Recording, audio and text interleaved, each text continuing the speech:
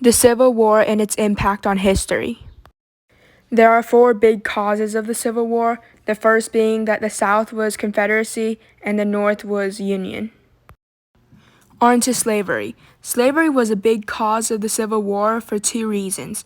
One being that the South viewed slavery as a necessity to maintaining economic wealth, and the North viewed slavery as unconstitutional. Now, states' rights.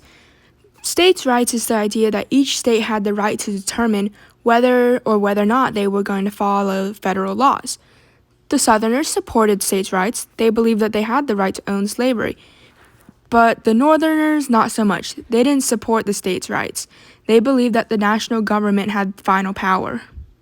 The last big cause of the Civil War was the election of 1860.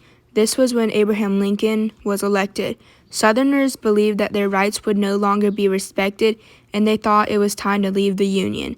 So eventually 11 states did secede from the Union and formed the Confederate States of America. Alright, so to move on to advantages and disadvantages. The North had a large navy, they used railroad for war purposes, and they had 4 times the population to volunteer in the army and factoring. The South advantages include that they had skillful soldiers, they were defending familiar terrain, and they had the best commanding officers and generals, which would definitely help when planning out attacks. Disadvantages would be that the North had a lot of land to conquer, which would take more time, and they were unfamiliar of where they were going, really. And some disadvantages for the South would be that 1/3 of the population was enslaved. So they had a small population of only about 9 million people. And they had few factories to produce military supplies, which would be like weapons and stuff. And they had few railroads to transport supplies and troops. Summary of the Civil War. Slavery in the United States was legal in all of the original states, but as time went on, northern states began to abolish it. Compromises were made as new states were brought into the Union. After more territory was added to the U.S., these compromises became increasingly strained. Numerous problems arose as the slave-to-free state balance was disturbed when California became a state in 1850. Then, starting in 1854, there was an internal war in Kansas over the decision to be a free state. The slavery issue had also greatly upset the balance of political parties in the 1850s. The Whig Party had dissolved because of its inability to tackle the issue, and the Republicans took their place with an ideological position of stopping slavery from spreading westward. In the presidential election of 1860, the Democrats split over slavery, leaving the field wide open. Lincoln, the Republican candidate, gained from the confusion, winning with only 40% of the vote. South Carolina immediately seceded from the Union. During early 1861, several states joined them, forming a confederacy under the leadership of Jefferson Davis. Some slave states remained in the Union. Both Presidents Buchanan and Lincoln failed to bring the Confederate states back. After some previous incidents and Lincoln's refusal to remove Union troops from the Confederacy, in 1861 South Carolinian militiamen attacked Fort Sumter. This was used as the impetus to start sending Union troops to retake the South. The war had officially begun. There's a lot to the beginning of this war, so if you want to learn more, I did a separate video exploring the causation, which you can watch here. A Union blockade was erected around the Confederacy, forcing them to send goods through Mexico. Then the Union sent its first invasion force towards the Confederate capital of Richmond, Virginia in June. These campaigns were stiffly resisted, only making it as far as Bull Run, and the war in the East became one of attrition. Confederate troops were more skillfully utilized by the strategically savvy commanders such as General Robert E. Lee and Stonewall Jackson, while the industrial power of the North kept Union troops and supplies coming. Elsewhere, after Kentucky declared its neutrality, Tennessee invaded it in 1862. In Kansas, Quantrill's raiders harassed Union troops, and the Union managed to conquer the New Mexican territory in March of 1862.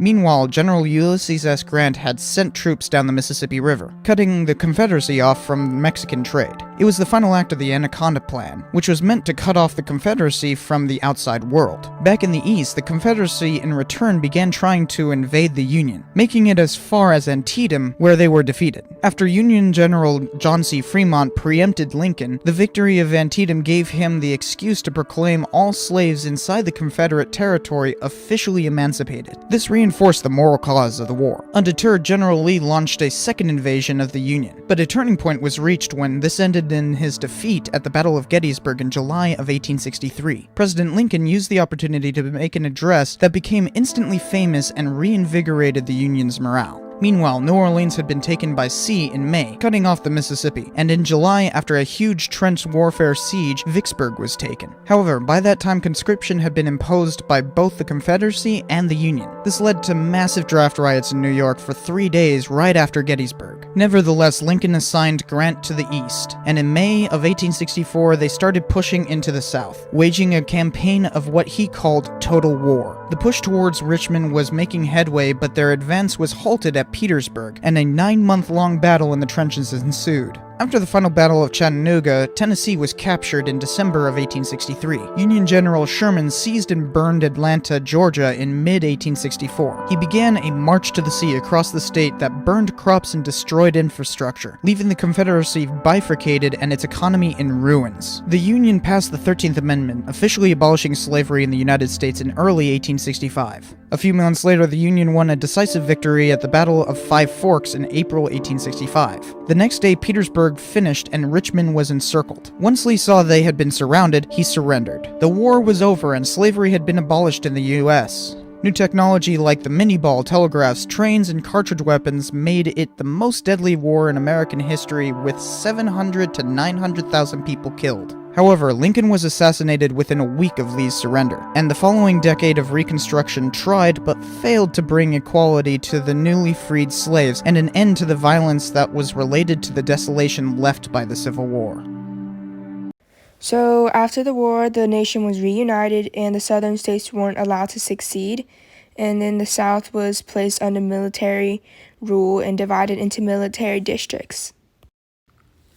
Long-term effects of the Civil War were the abolishment of slavery, the formation of blacks' rights, industrialization, and new inventions.